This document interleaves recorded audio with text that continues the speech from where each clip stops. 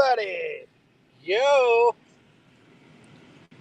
Welcome to Wrestling Through the Years. I'm the Big D-I-Z, Big Dizzle. I'm here with the sexy boy himself, Dutchie. Yo. We got E Nasty. What's up? Money E. Little different setting for people this time. Oh. That's better. Uh-oh. Hello?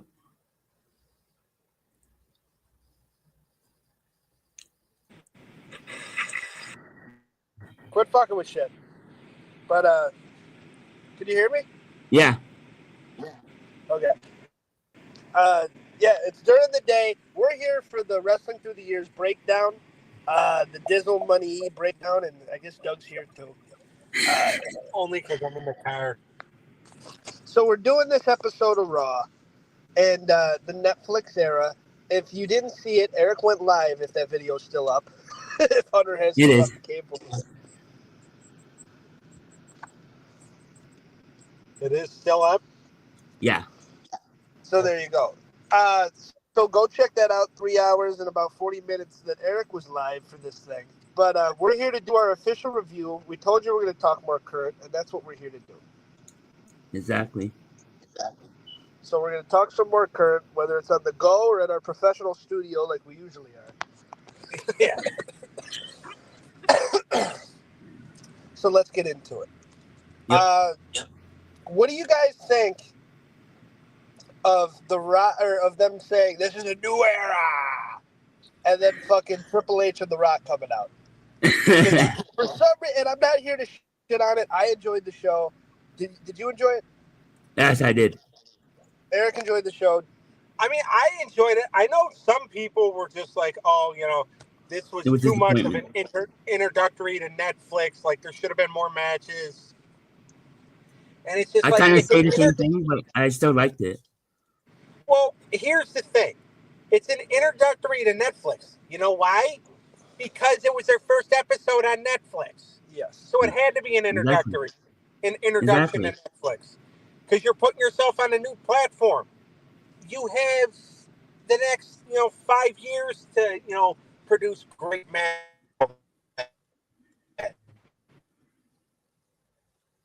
You had to, pull out all the stops and make this a big introduction because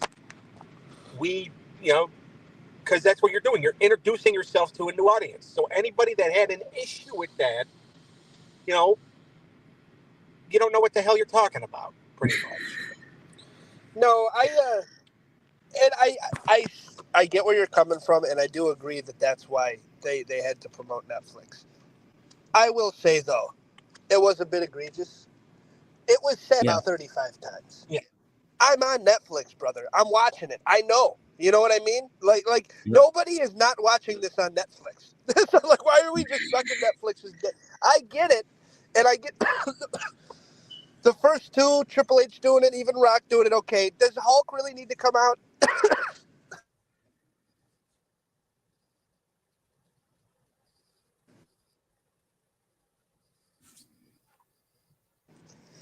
This point has been nailed in already. But I agree with you, but I do think it was still a bit much. All right, well, how many shows that have sponsors? Yeah. Basically have to, mention their sponsor's name almost every segment. Maybe a couple different times in the same segment. You see it on a lot of sports shows. Oh, this is the, NFL Countdown presented by Toyota, or presented by Hyundai, or whatever car dealership or whatever. You have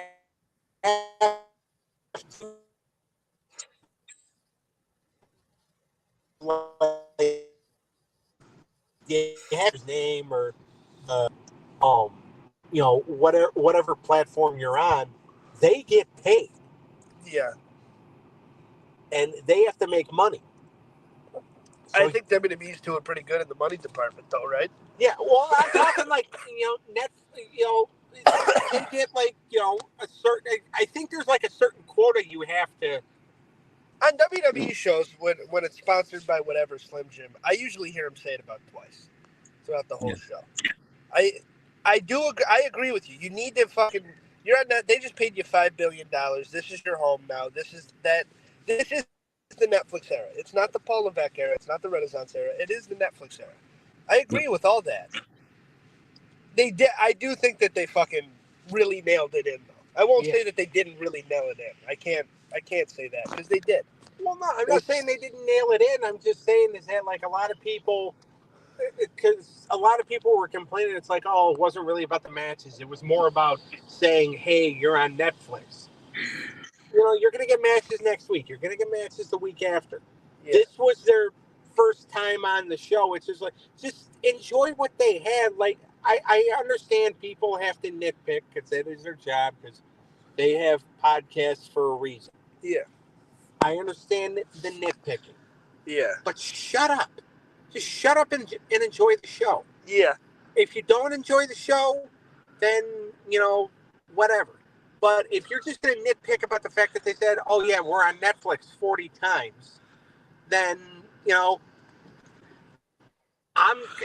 to piss you off, I'm going to say, oh, you're on StreamYard. We're on StreamYard. You can't actually watch it, so. Yeah. We're on YouTube. Or wherever we are. Yeah. No, I get it. And I think it's a fair point. Yeah. I will say there was a lot of hoopla, though. Not even just Netflix. But, and I like the Cena segment. It was good. I like the John Cena that fires up and fucking is a great roaster on the microphone. I don't like the silly John Cena. I knew that's what we were going to get. That's what we're going to continue to get. I don't love that. Oh, I can win the rumble. I can. Yeah. Like the way he was talking. I like my John Cena better when he's like on the mic with the Miz and he's like fucking or with Roman. I'm here because you can't do your job. Like he has some really good. He's underrated on the mic. He's one of the better shit talkers. And I know that's not what he needed. I think they needed they did what they needed to do. You needed to establish it as the first Raw on Netflix. That is far established. And I still think you had enough meat in the episode because there was a lot of 2, 6, 7 month storylines that have been the A stories on prospective shows, which is the Judgment Day and Liv and Rhea, and the Bloodline on SmackDown. Those are 2 A+ storylines, and they got finished. You know, we're probably not going to revisit. Like I think like Rhea and Liv kind of has to be done. There's not much more you can take that. And the Bloodline, no one wants to see that anymore. Now we want to see Jacob beat the shit out of Solo and kind of the dissension with them. Like, so those are two, like, and that stuff, that doesn't happen on Raw. That stuff happens on pay-per-views. So to me, it's still a pretty big Raw. They solved multiple storylines. Punk and Rollins is just starting, but Punk and Rollins, you have too much meat that you can get into. But I think there was a lot in the episode for people to enjoy. So to say that all the hoopla took you out of it, I think is a bit much. But just to make the statement, there was a lot of hoopla going around. There was. It felt, but just like how there is at WrestleMania, it's very. Yeah, we're the shit. We're on Netflix. We're doing the best business. Thank you. We love you. Like it was a lot of that, but I went in there knowing we were going to get that. Yep. It felt like, too, it really felt like they were trying to also kind of copy, like, UFC. Because UFC, you kind of see, like, them, you know, always mentioning sponsors or whatever. And even, like, when they kept handing to people, and even people that fucking work there. Yeah. All right, everybody's in the crowd, and, you know, I have no issues with anybody that's in the crowd except for a certain... you know, prostitute that's going to be on the show The Trader soon. Michelle McCool did nothing to you. No, that's Nikki Bella. And it's funny because they showed the Twitter video, or the video not on Twitter, but like the Facebook reel or whatever, and it says about Nikki Bella because she was sitting right next to Tiffany Stratton, and it says you can look but you can't touch, and I so desperately wanted to comment. Why can't you touch? About 500 other men already have. Yeah. Yeah, I think the traders start tonight. Well, that's cool. I'm glad our girl Netta won the Canada version. But I was hoping that was on Peacock, but they have the other versions, but they don't have Canada. you might have to get a VPN for that one, brother. But Yep. no, I like the episode. Let's get into some specific things while we're here. Tribal Combat, Solo and Roman. What did we think? I thought it was a good quality, opening match. I knew that was going to be the opening match as soon as after Rock came out. Yeah. I thought The Rock was going to be ringside for that. I thought him and Heyman were gonna cost Roman the match. That's what I thought too. Yeah. I was actually waiting for that. This one was hard because you got to feel bad for Solo because they've really built up. And I get it that he hasn't always been believable for people. I've been kind of bought in on him in the OG bloodline. But now that you've jobbed him so many times, he can't do anything with Roman now. He's probably going to acknowledge him on Friday. He's not going to, what else do you do with Solo now? He's kind of in this corner because you had this big storyline and now it's over. And what do you do with Roman? He's in charge and he's the guy. And fucking Solo just, to me, the only thing to do is to have Fatu said, you failed us. And then the bloodline beat the shit out of him, and then you lead to that. To me, that's the only thing you can do with him. What else do you do with him? You put him in the fucking... Introduce him with LA Knight now and fucking Shinsuke and put him in the U.S. title scene? There's not much more to do with Solo, which is it sucks because I think he actually did better than people give him credit for in this role. Do you do a double turn on Friday? You turn Roman back heel? Not yet. Is he a babyface, or is he just like the tweener right now? I mean, if you're going on crowd reaction, he's a babyface. As far as the actions and what he's doing, he has not changed anything from Roman bloodline. He's still the same guy. It's not like he's kissing babies now and shaking hands and he's like this great, sweet baby. He still has the same expressions. Yeah, he's still saying no yeet sometimes. He's still fucking not really, he's still kind of a bad guy, but the people love him. And he's really, he is the most over, I'd put him over Cody if we're talking about the top stars in the company. And I love Cody, and I think he gets a great crowd reaction. But that fucking place goes unhinged when Roman comes out. Yep. He's got to be the biggest star in the company. Did they really need Cody and KO, though, to go into the ring and get involved in this? I liked it. I would have liked it better if they didn't do the Cody and Rock thing, which you already know my view on that.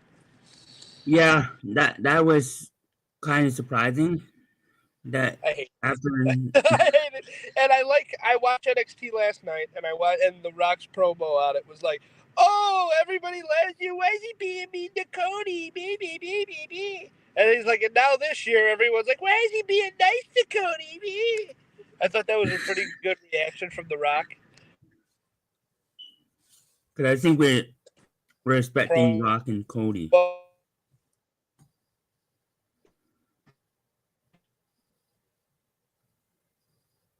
You guys are breaking up. This is where I hear us. Good. Yeah. Can you hear me? Now, yeah. Now you can?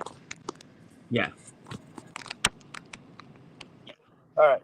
We're in an era now where it's cool. I love how much they've pulled the curtain back. And I think it's dope that we get to see the behind the scenes and that they film everything and that we really get to know what's going on. And we get to see gorilla position. And that shit's awesome. And it's cool. Yeah. But to a certain extent, I don't like it. Because it really takes the fucking magic away sometimes. And when you're and not to bitch, and I know because we're gonna try to learn about the behind the scenes, whether they show it or not, with the dirt sheets or whatever. So, and I understand why they do it. Why can't Rock and Cody just have that private moment by themselves though? Why do it storyline? Because we're on the show now. This is the show. So if I'm a fan of the show, if I'm a fan of Raw, and I watch Raw every week, and I follow everything and follow the storylines. The last time I saw these two, they fucking hated each other, and Rock stared and said, "I'm gonna get you," and he's like, "I'm coming for you," and our story's not finished yet. And you fucking have these building blocks for this amazing WrestleMania main event, and it's not like it still can't be good, but why do they gotta suck each other's dick now? Why do they gotta fucking? Oh, I'm so proud of you. That like. I hate him. Why can you can he can still do that little promo and then be like, "And Cody, you've done a hell of a job, but I am coming for you."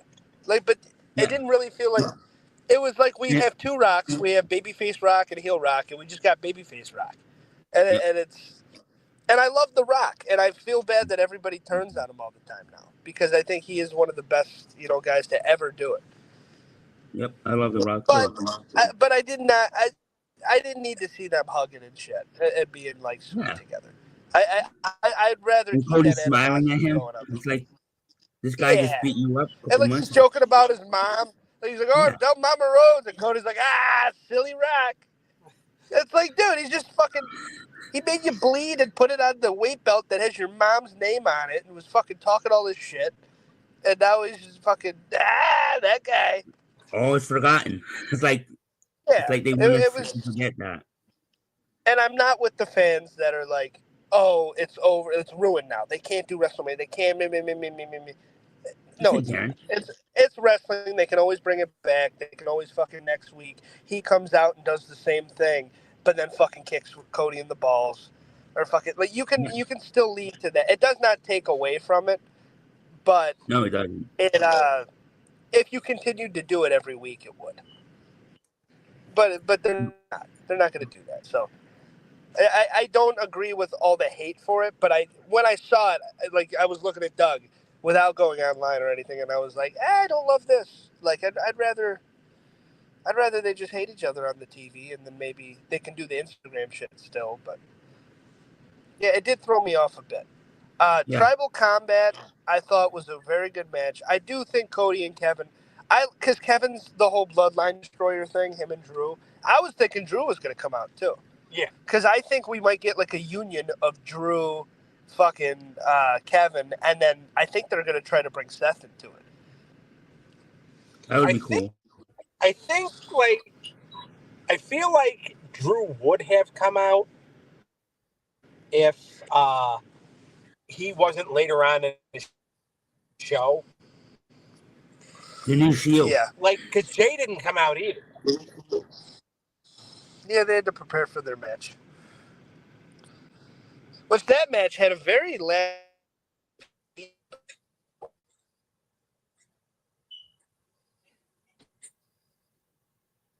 didn't give a fuck. They cared about the yeeting before, and Travis Scott smoked a joint. Out of all the things that I thought I'd see and all the fucking and how edgier they're gonna go, I never thought I'd see a rapper smoking a blunt or a joint on wrestling on Raw. Yeah, that was a little surreal seeing Travis Scott and fucking Jay-Z next to him and shit. That was a pretty cool entrance, though. Yeah, the match didn't have that much heat, but I did enjoy that match too. And I do think they told a good story, and it swerved me because I really thought Drew was going to go in and destroy everything else on this card. I could have predicted, but that was the one thing that was like, I think Drew's probably. I thought Drew was going to win too, and it caught me by surprise. The ending. So I was like, oh, it was a nice swerve, and this was a very babyface card. I don't think we had a heel win on this, unless you count Roman. No, we didn't. Because unless you count Roman or Punk. Yeah, but Punk's, I mean, come on. Punk's a good guy. Well, I mean, his personality as a heel because he's a fucking dick.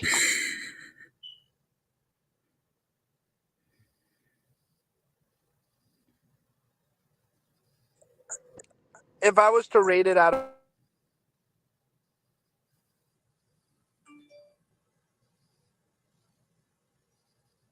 You guys are breaking up.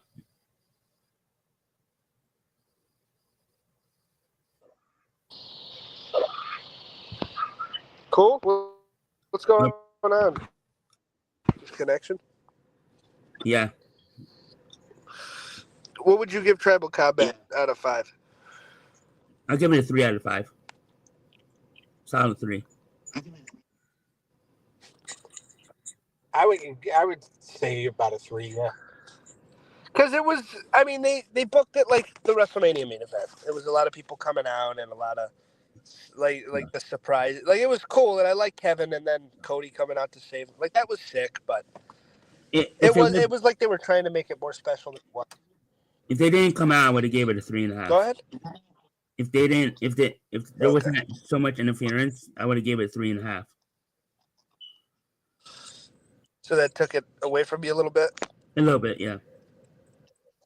Especially Owens and Cody. Jay and Drew, I would give it 2.5. Yeah. I'd probably say 2.7. Because I did enjoy the match; it was good. But when you have, because that was a loud crowd that loved everything. So when it's the one match that they really don't give a fuck, it does stand out. Yep. And I'm sure they were just tired. And I think that's when the Netflix shit was starting to fucking bug them a little bit.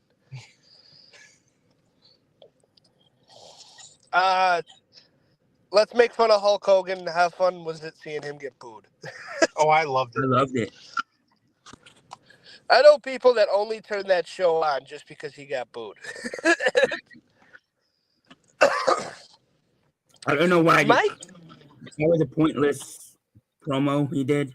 It's like they just sent him out just to. Well, yeah, just to like play the hits and to keep everybody excited. Oh, here's another big star. My only issue is Hulk Hogan means nothing to Raw. He wasn't there when it started, really. That's when he was leaving. Like, bring fucking Diesel out. It should have been Austin.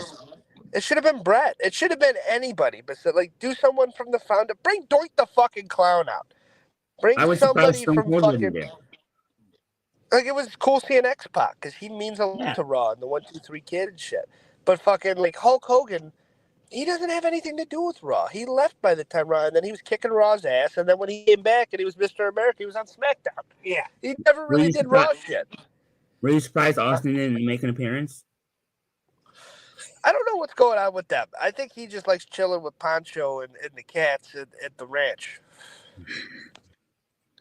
I mean, I kind of disappointed he wasn't there. I think the issue with him is, for some reason, like, he doesn't want anything to do with The Rock. Oh.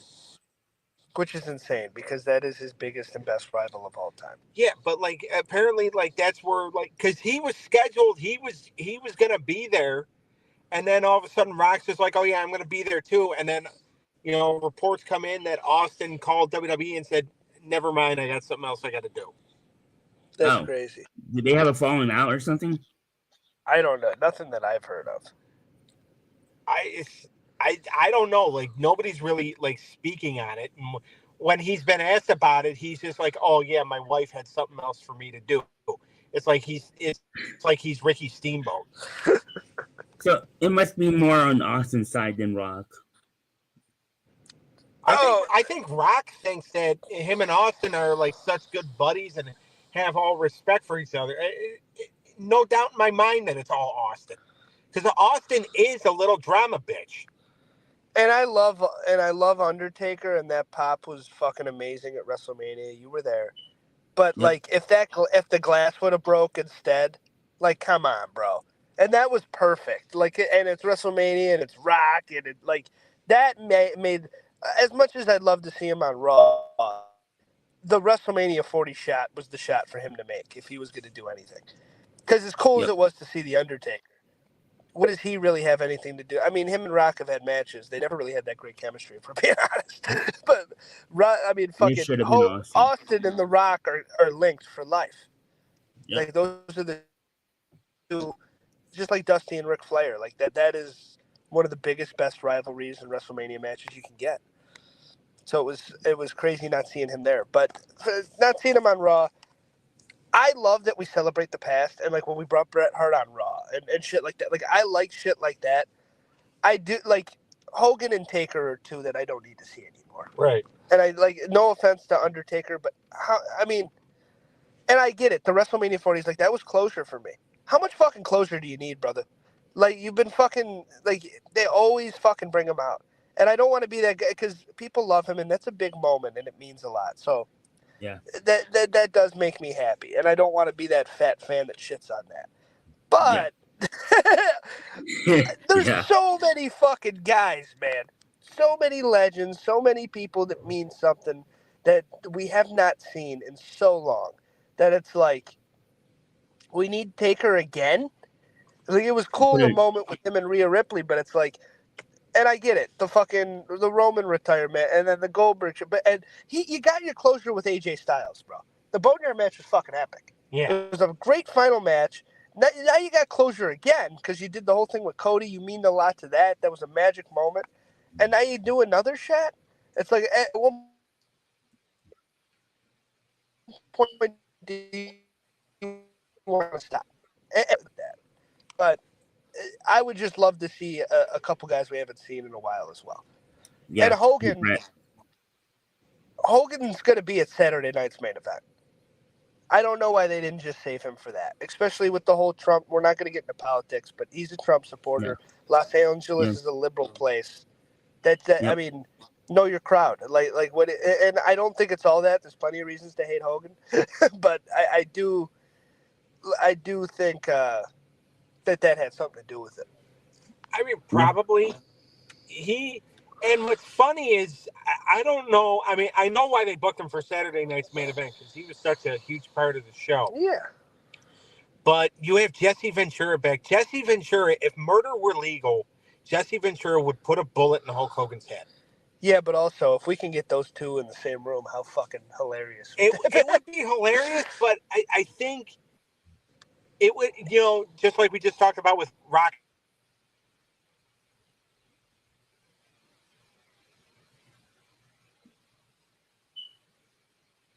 You guys still there?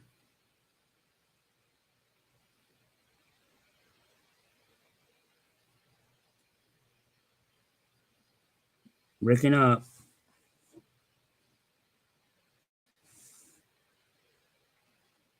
Cool. There, go ahead. All right. But like we talk about Austin being a pussy, Jesse Ventura is an even bigger pussy.